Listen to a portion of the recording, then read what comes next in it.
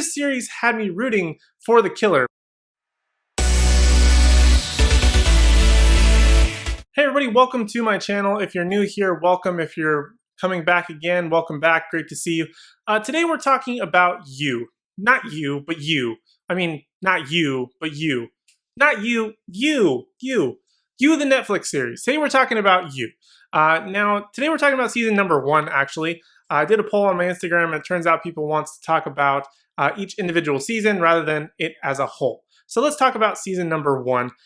This is a Netflix series that I just happened to have in my queue for actually quite some time. And I just decided one day we might as well just watch it and get through the list to find out exactly what's on there. So this one caught my interest. It actually was based on a book that I saw actually at Barnes & Noble, and it had been sitting on my list for quite some time. And I didn't even know that this was the same series, and it turns out it actually was. And because I have more time for series and less time for books, I decided to opt for the series. But I may actually go to the books because I like You so much. Essentially, You is the story of a gentleman by the name of Joe Goldberg. He is very, I don't want to say eccentric because that's not exactly what he is. He's very obsessive. And so he meets this girl and he becomes very much enveloped by her. He's very much a romantic in a lot of ways, but he also has a bit of a darker side. And he kills people, and he's kind of not afraid to kill people, rather. And this series had me rooting for the serial killer, and he's not really a serial killer, but this series had me rooting for the killer, which is something, I guess, that can happen in a lot of these series, where they put the main focus as them and then trying to like get away or whatever the case may be, like Dexter. But they never really felt like me or like the type of characters I would be rooting for, because sometimes just the thrill of them possibly getting caught was exciting enough. But this one, you kind of root for Joe, and it's kind of interesting that you see his perspective. And although he is very enveloped by love and trying to find the perfect girl and be the perfect boyfriend / future husband, whatever you may want to call him, a lot of weird things, but they have a purpose behind him. He's what I believe to be a good guy at his core, but sometimes in order to get to what he wants, he's willing to do that bad thing. And in a weird way, I kind of feel like that's myself don't close the video yet. I know that sounds probably a little bit crazy, but I feel like I related to him in a lot of ways, which I think was very unique about this series. Unlike Dexter, where he's very closed off, Joe Goldberg is very open. Yes, he does have that inner monologue where he thinks maybe some things are stupid, or he can kind of see behind the veil of these people are just putting on a show for whatever reason, and maybe they have some type of issue, relationship issue, or financial issue, whatever the case may be, but he kind of sees that.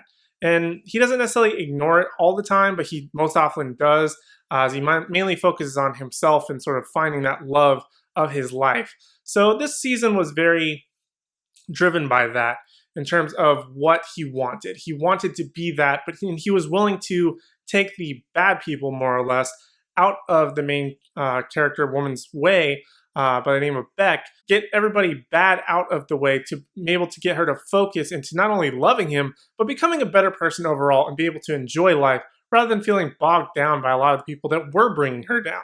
So it offers a very unique perspective that I didn't think that I would like as much as I did, but god damn it, did I love this series. Now, something that I felt was very unique also about the series is that it was kind of creepy in a way. Not creepy in terms of like, this guy is a creep, although it does come across that way, probably to some people who may be viewing it, but I felt like it was creepy in terms of the lengths people are willing to go to in order to get to know somebody or to get what they want or desire. In this case, it's Joe, where he's after love. And he's willing to do more or less anything to be that perfect love or find that perfect love. So he does a lot of creepy things, including sort of more or less internet stalking through various profiles, Instagram, Facebook, you name it. Stealing or like taking their phone, making sure they're keeping up with messages from a phone that they think they lost or anything like that. He does a lot of weird things, but I don't know, it's just so creepy, but I couldn't tear away from it. And I think that was another main point, is that I couldn't tear myself away from it. I tore through season 1 probably within about a day and a half, 2 days. And then season 2, probably within about the same time frame. They're all, both about 10 episodes each, right around 45 minutes to an hour. But I just could not tear away because it keeps you wanting more. Whether it be a cliffhanger in terms of like an oh shit moment, like Joe's either about to get caught, or a what's he gonna do next type of situation. You get tied up in a lot of those sort of cliffhangers, but it doesn't feel old. It doesn't feel like it follows a particular formula. I felt like it was very unique in terms of organically growing and evolving the story to where you were like, shit, now he has to do this, or he's going to have to figure out a way out of this, or how's he going to pine back and get them to love him again, or be interested. And then it seems like he moves on, but then he doesn't. There's a lot of moving pieces to this that I don't think that I would have the ability to create a story like this, but the fact that it even exists in this form is awesome. I want to read the books now just to sort of catch up and find out even more details about Joe and the story itself. I think that may have even more juicy information in it that maybe this series didn't get the chance to get to within that run.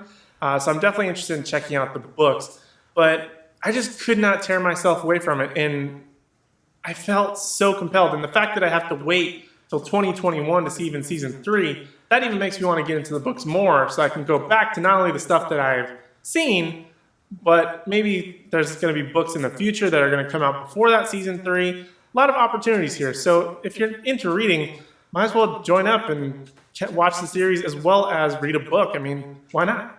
So I don't want to give too much away in terms of what You is, things that happen. I feel like that's just going to be doing it a massive disservice. So I'm just going to kind of end it here. All I'm going to say is I highly, highly recommend You. Great acting, great story, keeps twisting and turning in every direction.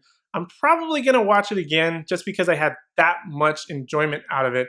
Highly recommend it. Although it is creepy, there's going to be elements that people are going to say, but Aaron, I didn't like this. Trust me, it's weird at times, but it is some good stuff in there. And if you like Dexter or anything like that, I mean, this takes, I think, Dexter and just elevates it to a whole new level that I wasn't expecting. So I highly recommend checking out. Both seasons are on Netflix right now. Like I said, about 10 episodes each. Highly recommend it. You can pump it out in a weekend or maybe even 2 and just burn through it, man. It's really, really good stuff. I can't really say enough good things about it. Just go watch it. Just end this video and go watch it. Actually, no, wait. Make sure you like the video if you did like You or this video in general. Comment if you have seen You, if you liked it. If you've read the book, let me know as well if it's really good.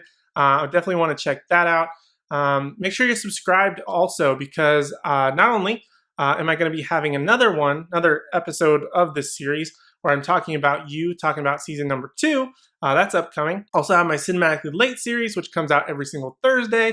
Make sure you check that out. And most importantly, I'm doing a giveaway. So you want to make sure you subscribe for that one because I'm giving away a gift card to possibly a website, or not possibly, but it is to a website rather, where you can purchase movies of all kinds, even TV shows like You, even though I don't think it's on there.